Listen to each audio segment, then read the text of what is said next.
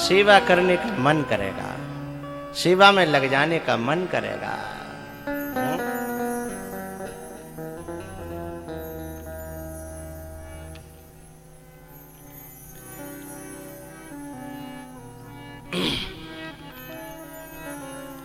ऐसे ही संशय की न भवानी। भैयाओ, मेरा कहने का अर्थ जिससे श्रद्धा टूटती हो, वो चाहे कोई भी हो, उसे त्याग देना चाहिए। जिससे विश्वास टूटता हो, उसका त्याग कर देना चाहिए, चाहे वो कोई भी क्यों न हो। भरत जी ने तो अपनी मां को त्याग दिया है, बलि ने अपने गुरु का ही त्याग कर दिया है, विभीषण ने भैया का त्याग कर दिया है। बोले फिर जिनको डरो तो ना भयो, बोले बिल्कुल ना भयो, भय मुद मंगलकारी, जिनके मंगल ही मंगल भय। अकल्याण नहीं हुआ, बुरा नहीं हुआ कुछ भी। जो प्रीति को तोड़े, जो प्रेम को तोड़े, श्रद्धा को तोड़े, विश्वास को तोड़े, महंगी से महंगी वस्तु हो, त्यागने के योग्य है। एक बात बताओ, हमारे ग्वालियर में जो है ना, जो काजू कतरी है, वो कैसा बिक रही है?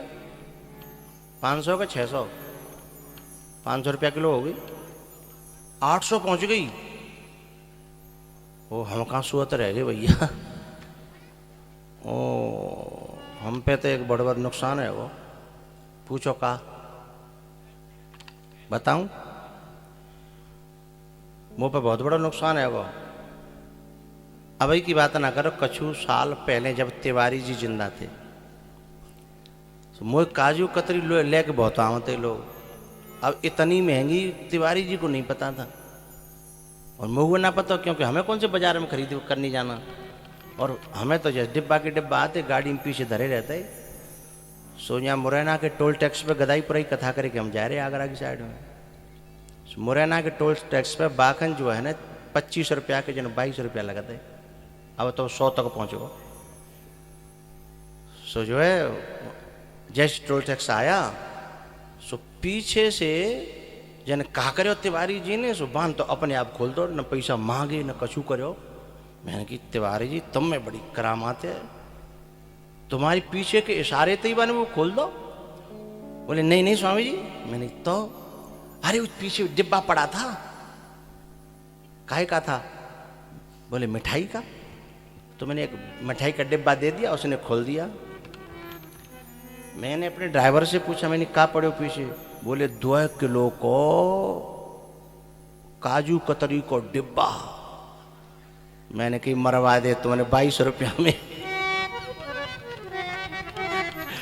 22 रुपया में है?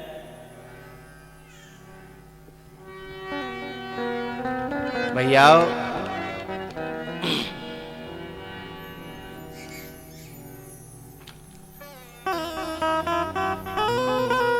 हमारे ग्वालियर में तिवारी जी की बड़ी याद है ना? संसार है ये, एक दिन सब चले जाएंगे। है? तिवारी जी चले गए, टोपी वाले चले गए, एक और हमारे गदाईपुरा का जो सरंगी बिरंगी थे ना, उसमें जो मोटे वाला था वो भी चला गया, मोटा वाला पाठक। हाँ?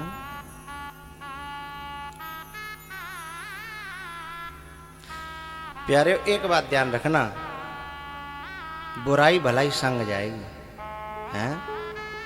बुराई भलाई संग जाएगी, पुण्य पाप संग जाएगा, बाकी कुछ नहीं जाएगा।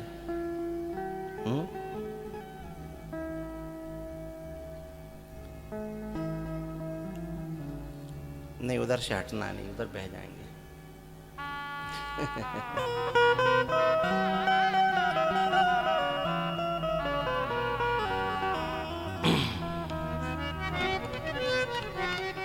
एक बार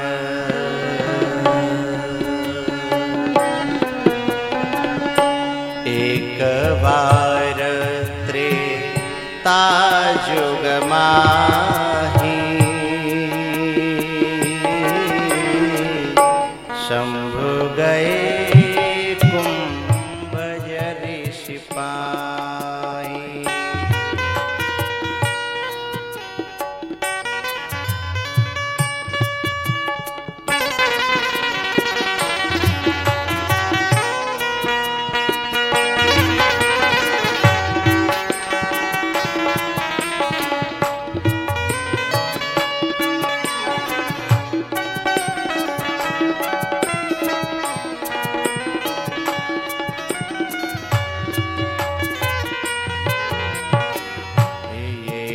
बार त्रेता युग माही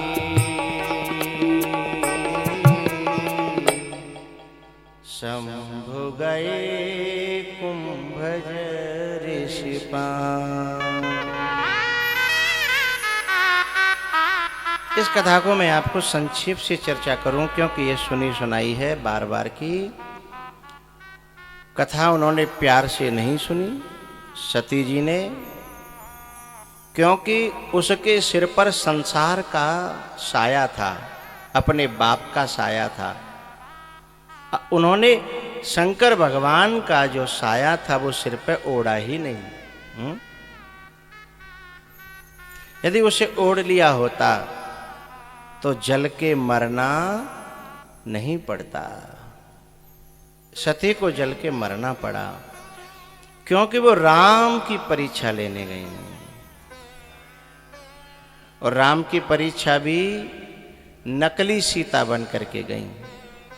नकली सीता शंकर भगवान ने त्याग कर दिया। समझाने की भरपूर कोशिश की, लेकिन एक बात बताओ,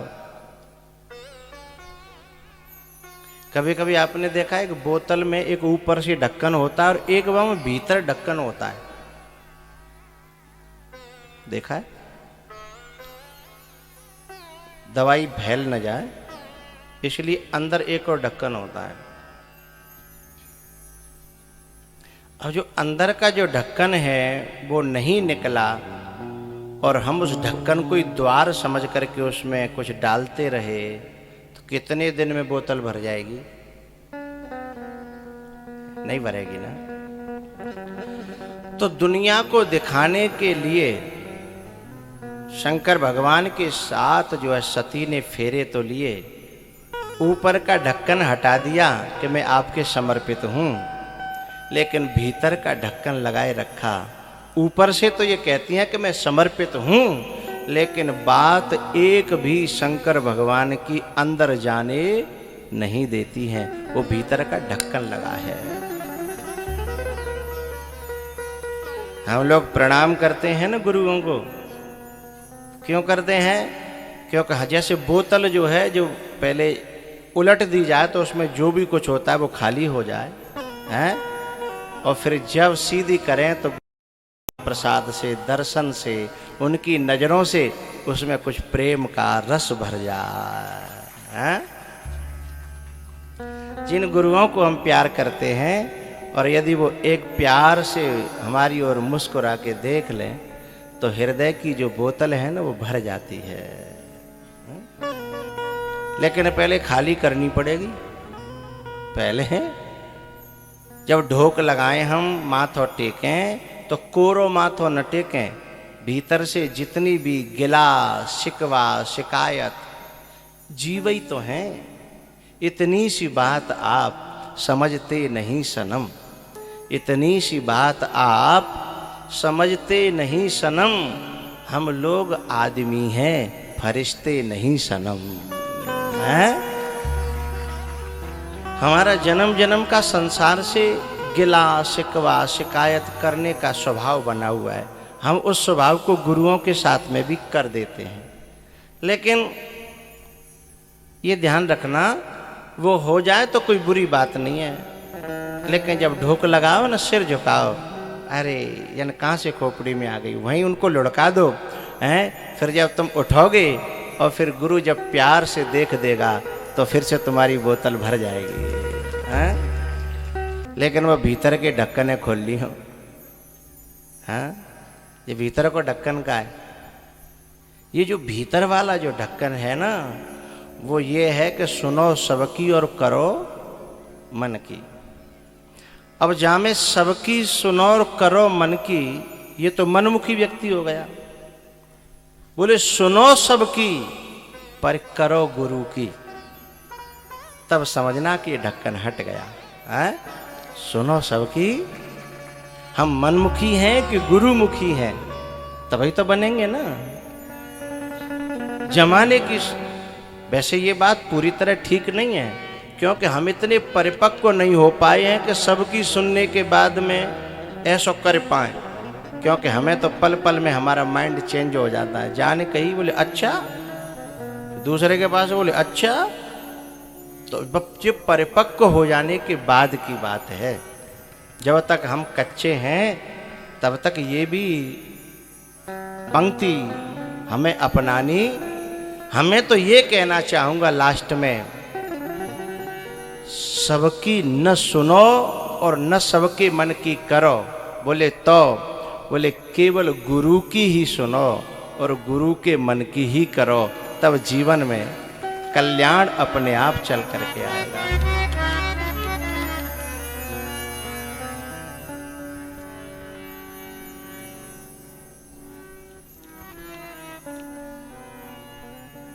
सती जो है ना, उसने अपना अंदर का ढक्कन नहीं खोला, इसलिए वंचित बनी रही।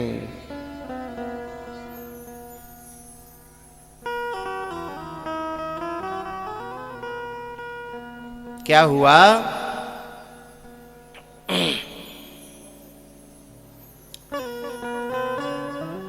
अब जब सती का त्याग हो गया ना, तो सती को पता चल गया कि मेरा भीतर से त्याग हो गया। शंकर भगवान ने कहा नहीं, पता चल गया। और मैं आपसे निवेदन करूं,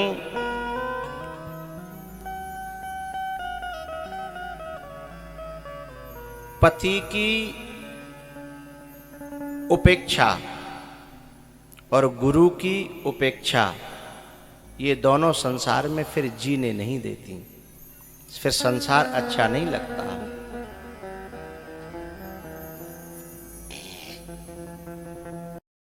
आओ, सती के मन में बेचैनी थी, बड़ी व्याकुलता कि मुझसे गलती तो हो गई, पर अब मैं करूं तो क्या करूं, बड़ी परेशान हूं। शंकर भगवान समाधि में चले गए। हजारों वर्ष बाद जब जगे तो फिर कथा सुनाने लगे, और जब कथा से फिर उठे, उठे कथा सुनाई, लेकिन फिर भी कथा में चित्त नहीं लग रहा। क्यों नहीं लग रहा? वो ढक्कन नहीं लगने दे रहा है। वो ढक्कन पे से जो भी वो डाले वो सब फैलता है। एक बात आपको बताऊं, गुरु बहुत करुणावान होता है। गुरु जो है बहुत करुणावान होता है। तुम जितनी माताएं यहाँ बैठी हैं, यदि कोई संत जो है कमंडल लेकर के आ जाए और तुमने बादना जो है अपने घर पूरी कचौरी बनाई हो और वो कमंडल कर दे कि जाम खीर कर दो, और तुम उस कमंडल को देख लो और उसमें गोबर पहले से भरे हुए, और वो संत कहे कि जा में डाल दो, तो तुम डाल दोगी? जो तुमने इतने प्यार से जो खीर बनाई है, मोल को दूध लेके, हैं गोबर भरे हो कमंडल में, तुम डाल पाओगी? नहीं डाल पाओगी।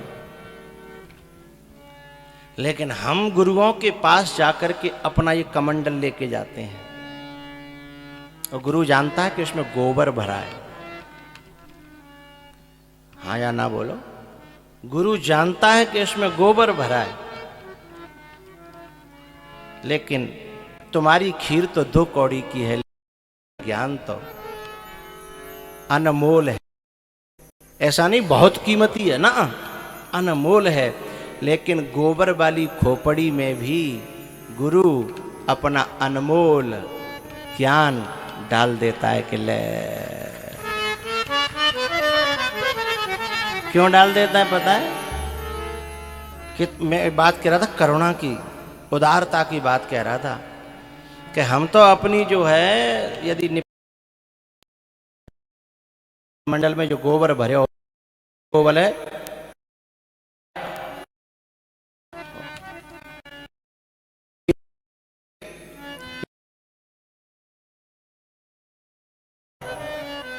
क्योंकि हम तो अपना गोबर अपने आप साफ।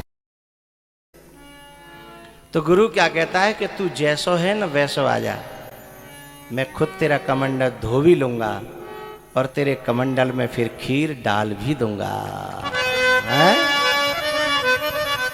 खुद धो लूंगा और खुद भर भी दूंगा। इतना उदार होता है महापुरुष, बुद्ध पुरुष, गुरु, सदगुरु, इतना उदार होता है, हैं?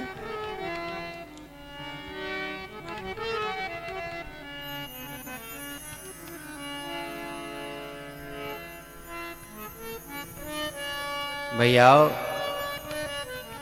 शंकर भगवान इतने उदार हैं, इतने उदार हैं। वंदे बोधमयम नित्यम गुरुम शंकर रूपिणम यमाश्रितो ही वक्रः अपि।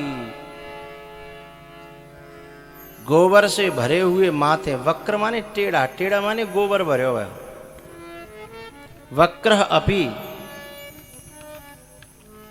टेढ़ा होते हुए भी सती को बार बार कथा सुना रहे हैं। रच महेश निज मानस राखा, अपने हृदय में जिसकी जो है पका करके जो खीर रखी थी ना,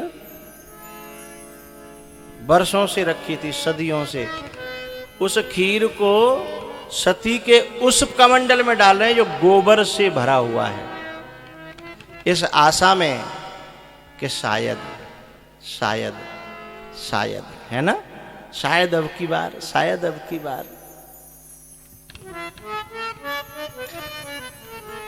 लेकिन बात बनी नहीं और उसे अपने मायके के यहां जाना पड़ा। लेकिन वहां जाने के बाद गुरु की कीमत समझ में आई, पति की कीमत समझ में आई, भोलेनाथ की कीमत समझ में आई, है?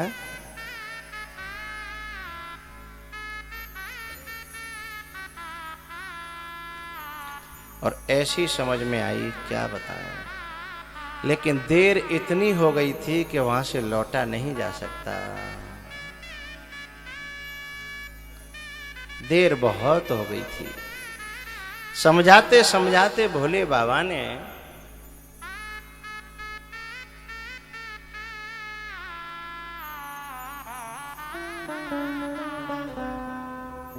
अपनी पूरी कोशिश करी, लेकिन देर इतनी हो गई कि वहां से लौट नहीं पा रही थी। इसलिए उसने सोचा कि अब तो मर जाना ही बेहतर है, अपने शरीर का त्याग कर दिया। लेकिन जब बात समझ में आ गई तो उसने प्रायश्चित किया, आग में अपने आप को जला करके, और अंतिम समय पे बुद्धि अच्छी हो गई और फिर से भोले बाबा को मांग लिया। सती मरत हरि सन बर मांगा, जन्म जन्म शिव पद अनुरागा, है?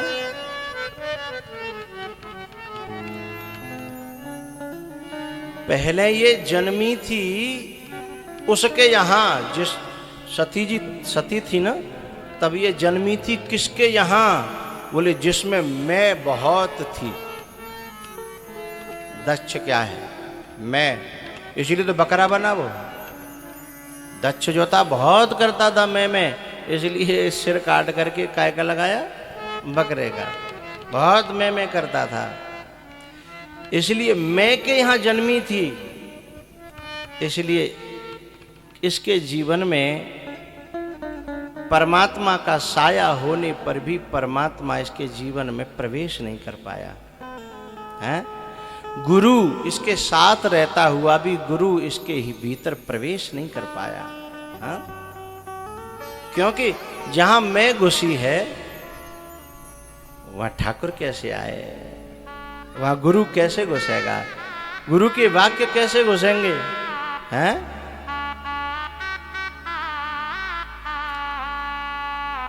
इसलिए अब के बार यहां इसका कहां जन्म हुआ, जहां मैं ना,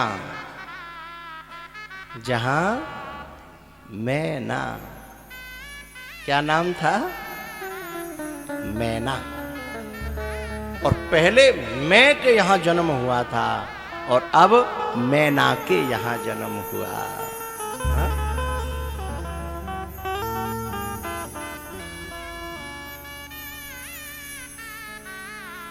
और किसके यहां जन्म हुआ? बोले पर्वत के यहां। पर्वत क्या है? जो बहुत ऊंचा है, बहुत ऊंचा। पर्वतों की ऊंचाई को कहीं नापा नहीं जा सकता। और फिर पर्वतों में भी हिमालय है सबसे ऊंचा है। तो कहां जन्मी है? मैना के यहां। लेकिन मैना किसकी पत्नी है? जो सबसे ऊंचा है। लेकिन एक बात ध्यान रखना, ऊंची तो पतंग भी होती है, ऊंचा हवाई जहाज भी होता है, ऊंचा गीध भी उड़ता है, ऊंचे बहुत कुछ होते हैं। लेकिन ये कभी न कभी गिर जाते हैं, क्योंकि ये केवल ऊंचे उड़ तो जाते हैं पर जमीन से इनका रिश्ता टूट जाता है। लेकिन पर्वत का रिश्ता ऊंचाइयों से भी है लेकिन धरती से जुड़ा हुआ है।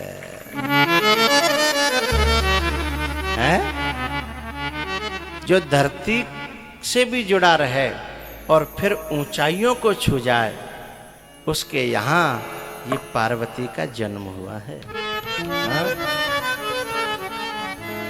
और पार्वती कौन है? पार्वती है श्रद्धा। भवानी शंकरौ वंदे श्रद्धा विश्वास रूपिणौ। जब श्रद्धा का जन्म, श्रद्धा का जन्म मैं रहित वृत्ति से होगा। पहले श्रद्धा सती का जन्म कहां से हुआ था? मैं युक्त वृत्ति से। दक्ष के यहां मैं युक्त और यहां मैं रहित, अहम रहित वृत्ति से जब श्रद्धा का जन्म होता है तो फिर श्रद्धा को ढूंढने के लिए कहीं जाना नहीं पड़ता परमात्मा को। वो एक जगह बैठ गई, फिर कल्याण को स्वयं आना पड़ा, सदगुरु को स्वयं आना पड़ा, भगवान को स्वयं आना पड़ा। पार्वती को लेने के लिए, विवाह करने के लिए उसके द्वार पे आना पड़ा। क्यों? अब के श्रद्धा मैं वृत्ति से रहित है। मैं युक्त वृत्ति जो होती है उसे अपने से बड़ों में श्रद्धा तो होती है, पर जब तक प्रेम से बात करें तब तक तो श्रद्धा रहती है। लेकिन न को प्रेम से बात न करी तो श्रद्धा एक मिनट में डगमगाने लगती है। हाँ? श्रद्धा डगमगाने लगती है। तो जो मैं युक्त है वो डगमगा जाती है, लेकिन मैं रहित है वो अडिग रहती है। भरत जी जब जा रहे थे राम जी से मिलने के लिए, उन्होंने कहा राम भी न जाने कि मैं राम को कितना प्यार करता हूं। और हम तो जनाने में ही लगे रहते हैं कि गुरु जी जान जाए कि कम से कम हम बिन के पीछे लगे हैं सालन है गए, महीनन है गए, गुरु जी जानते ही ना। बताओ का फायदा, छोड़ो, बारह में जानते हो। बोले माँ हमारी कोई कीमत ना है, हैं? माँ भाई कोई कीमत नहीं है, तो कीमती बनाए गए हैं, बताओ। तो ये मैं युक्त श्रद्धा है। श्रद्धा तो है पर मैं युक्त श्रद्धा है। लेकिन भरत जी क्या कहते हैं? जानहि राम कुटिल कर्मो, ये लोग कहे गुरु साहिब द्रोही। जानहि राम कुटिल कर्मो, लोग कहे गुरु साहिब द्रोही।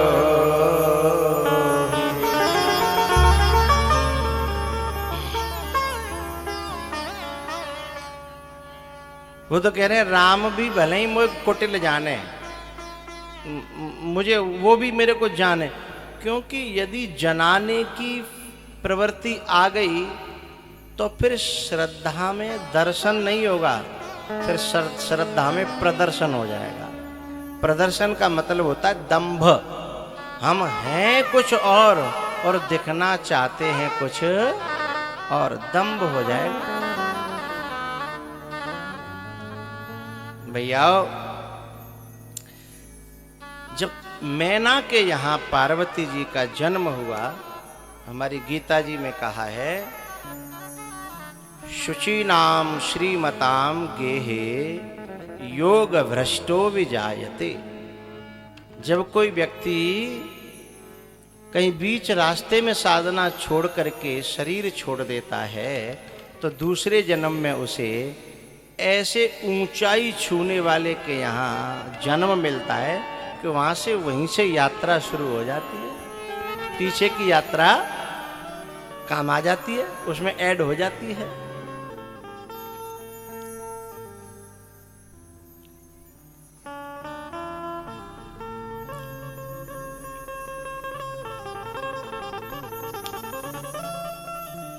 हिमालय बहुत ऊंचा है, और उसके यहां आते हैं नारद जी। नारद जी ने समाचार पाया कि मैना के यहां श्रद्धा का जन्म हुआ है। एरी मैया, तुम मक्खियों को बटोर बटोर के अपने घर में घुसाना चाहो, मक्खी न की लायक खुराक हो नहीं, मीठ हो नहीं हो, गुड़ नहीं हो, है आएंगी बटोर बटोर पकड़ पकड़ के लाओगे तो फिर रुकेंगी, पकड़ के ले आए तो घर में। और घर में यदि बिन की खुराक है तो बुलानी पड़ेंगी, हैं? बुलानी नहीं पड़ेंगी ना। फिर तो यूँ लगेगी कि अपने आप भगाते भगाते परेशान रह जाओगे, लेकिन फिर भी वो जाएंगी नहीं, है? अच्छा, तुमने कबो को गुड़ खाए होगा तो कबो को देखना गुड़ में जो चेंटा की टांग निकल जाओगे, चेंटा चेंटी की ही टांग निकल के आती है,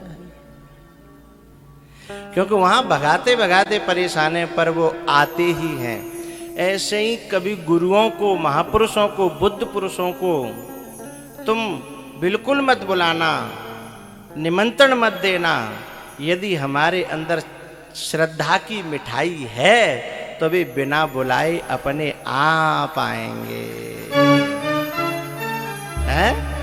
बिना बुलाए, जैसे मक्खी आती है ना, ऐसे गुरु भी बिना बुलाए। नारद जी बिना बुलाए आए, और जैसे ही नारद जी आए तो हिमालय ने चरणों में गिर के प्रणाम किया।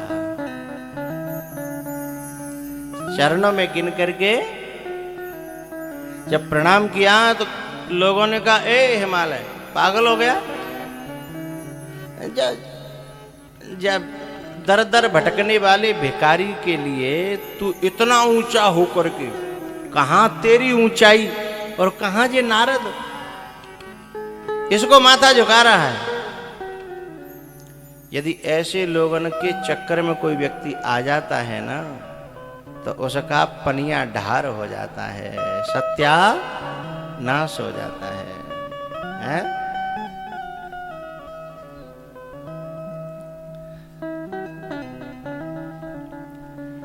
ये मंदिर से दौड़ी चली आऊंगी,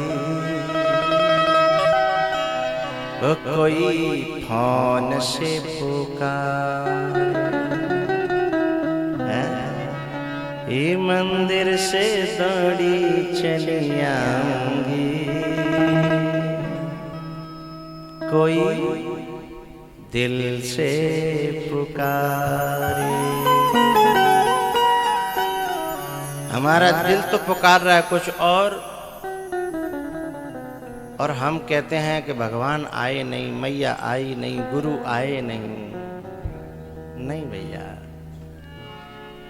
बड़ा समय लगता है, जन्म जन्म मुनि जतन कराई, हैं? हैं?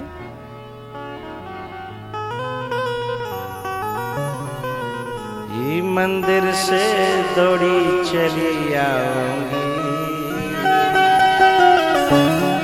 ओ दतिया से दौड़ी चली आऊंगी, ओ शीतला से दौड़ी चली, करौली से दौड़ी चली आऊंगी, है ना? ओ कटरा से दौड़ी चली आऊंगी, कोई दिल से पुकारे।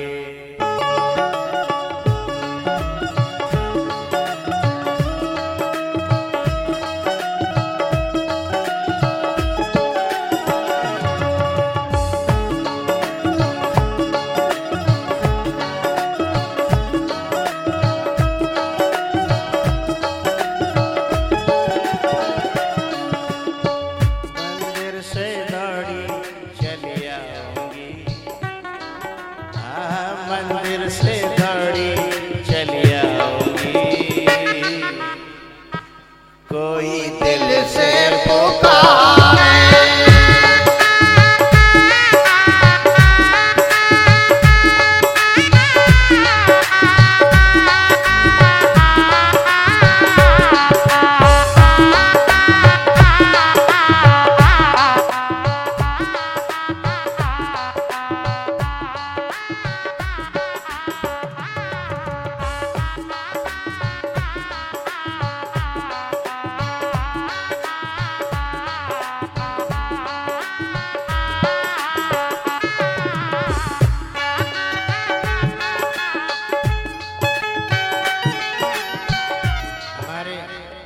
हमारे एक शिष्य परिवार ने शीतला माता पे भंडारा किया।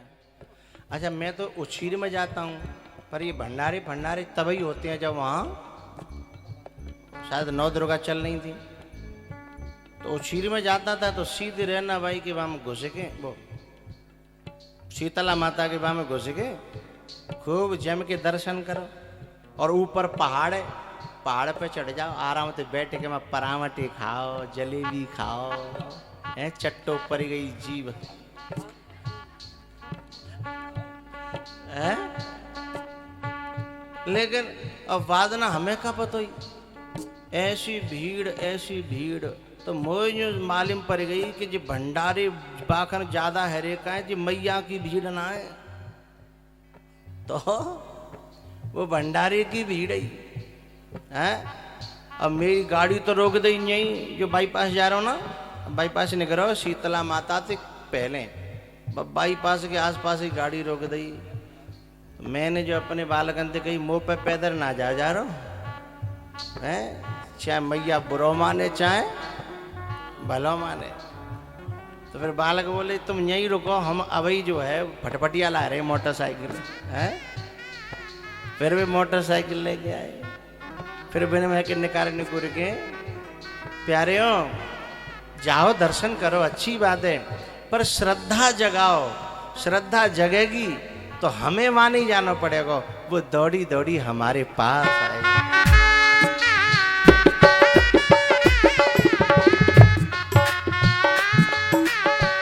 मंदिर से पहाड़ों से दौड़ी चली आऊंगी, कोई दिल से पुकारे। मंदिर से दौड़ी चली आऊंगी, कोई दिल से पुकारे।